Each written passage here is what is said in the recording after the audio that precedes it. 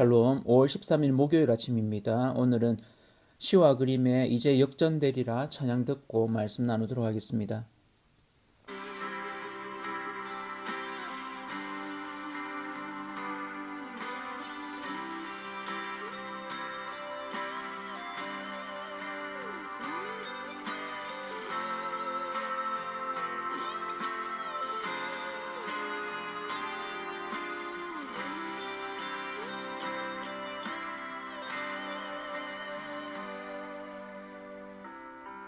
기도를 멈추지 마라. 눈앞의 상황이 마음을 눌러도 원망치 마라. 너의 입을 지켜라. 저들은 너의 입을 보고 있다. 마음을 뺏기지 마라. 내가 널 도우지 않는단 소리에 너의 모든 게 불리해도 너는 기도를 계속해라. 너 기도를 멈추지 마라. 내가 너의 그 모든 상황을 바로 역전시키리. 너 기도를 멈추지 마라. 내가 잠시도 쉬지 않고 모든 걸 지켜보고 있으니 바로 역전되리라.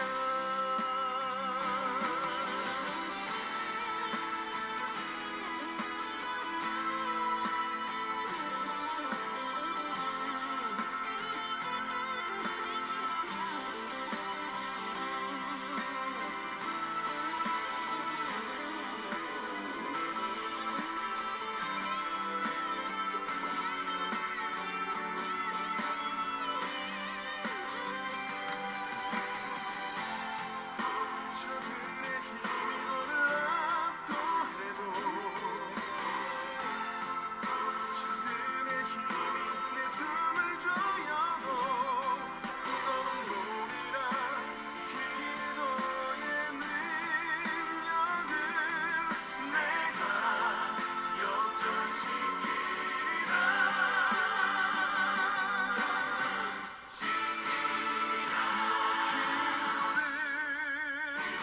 멈추지 마라. 내가 너의 그 모든 상황을 바로 역전시키리니.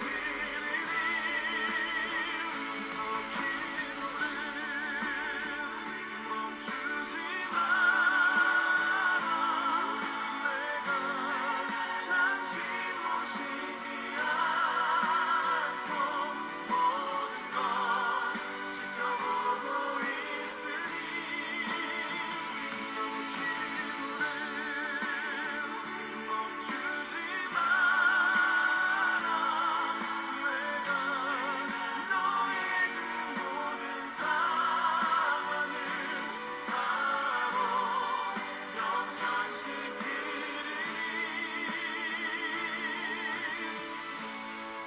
바로 역전되리라. 바로 역전되리라. 이제 역전되리라.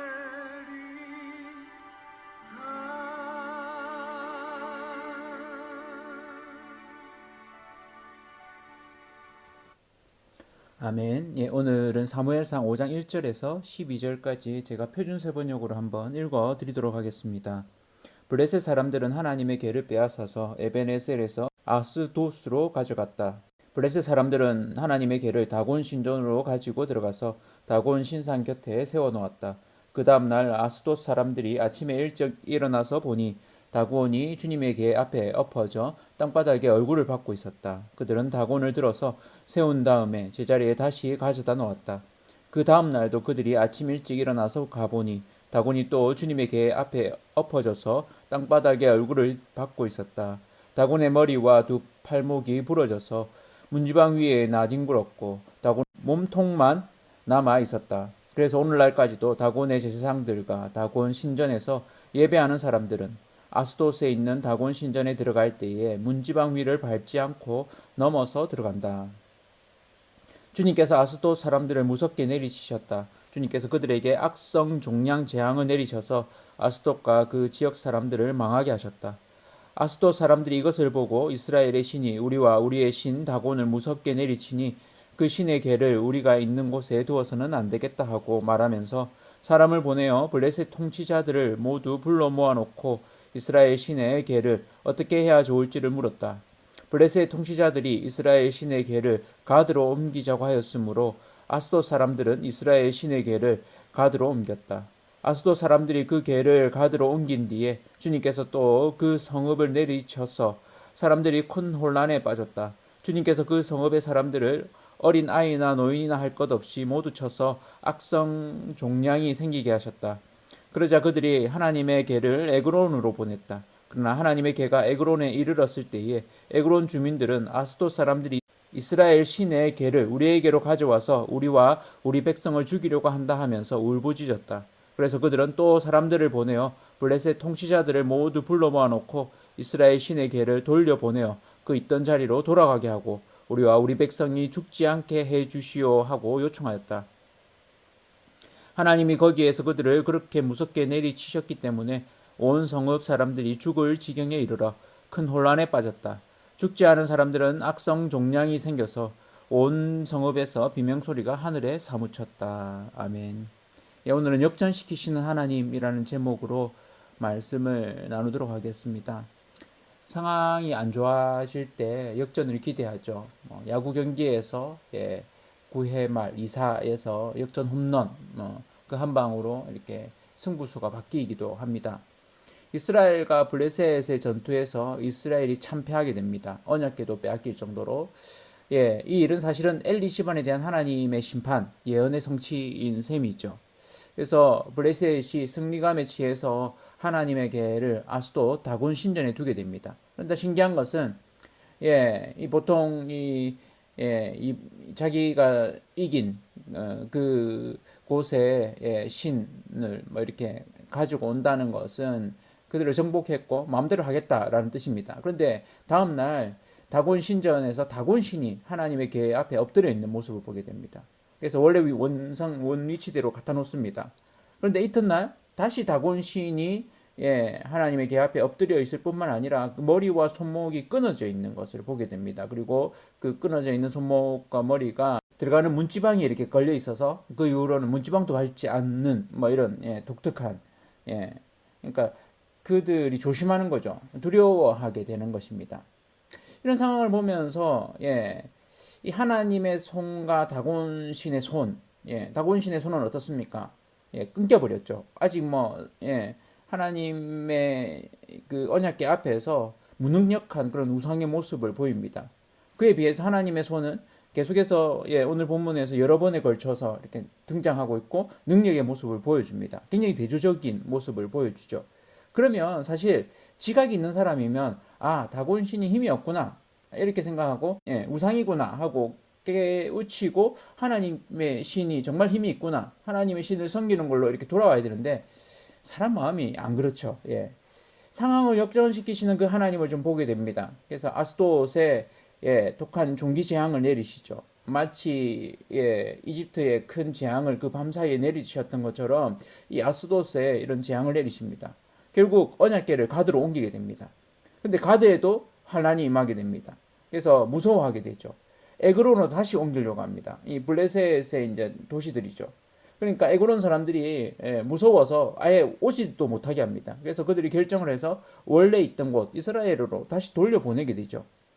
이런 과정을 통해서 하나님이 사실은 이스라엘이 전쟁에서는 졌지만 가시적으로 볼 때는 그들이 완전히 참패했음에도 불구하고 하나님이 얼마나 이 전쟁 가운데 또 하나님이 어떤 분이신가를 드러내시죠. 하나님에 대한 경외가 드러납니다. 역전시키시는 하나님을 보게 됩니다. 여기가 부흥의 시초입니다. 부흥은 하나님에 대해서 두려워하는 마음, 하나님을 경외하는 마음이 생길 때 부흥이 시작됩니다. 평양 대부흥이 그렇고 역사적으로 부흥의 때가 있을 때마다 하나님에 대한 경외감, 이것이 안 믿는 이들 가운데서도 그런 경외감, 두려움을 생기고 그리고 그로 인해서 하나님께 돌아오는 회개하는 그런 운동이 일어나게 되죠. 오늘 말씀을 보면서 이런 역전시키시는 하나님, 그 앞에서 우리가 할 일이 무엇일까요? 저는 두 가지를 좀 생각해 보게 됩니다. 하나님이 참신이심을 확신하는 거죠. 상황이 아무리 어렵게 돌아가더라도 때로는 참패했을지라도 하나님이 역전시키신 분이라는 거, 하나님이 이 땅의 온전한 주인이시라는 거, 하나님이 이 땅의 주관자이시고 진정한 승리자라는 것을 우리가 늘 확신하고 살아가는 것입니다. 두 번째는 우리의 상황이 어려울지라도 역전시키실 것을 기대하면서 믿음으로 기도하는 것입니다. 저와 성도님들의 삶들이 결코 만만치 않을지라도 믿음으로 하나님이 역전시키실 것을 믿고 기도하시는 그로 인해서 역전시키시는 그 하나님을 경험하는 저와 온 성도님들 되시기를 축원합니다.